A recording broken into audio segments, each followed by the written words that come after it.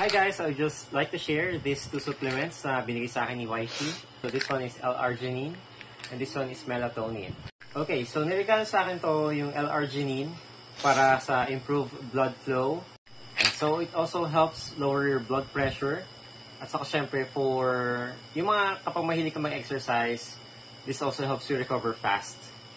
So pakita ko sa inyo yung tablet. Iinumin siya 3 times a day every after meal. And syempre, mapakita ko rin sa inyo itong melatonin.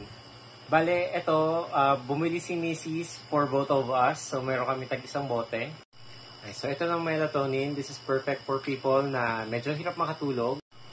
So, this is being taken 30 minutes before bedtime. It's also a quick dissolve tablet.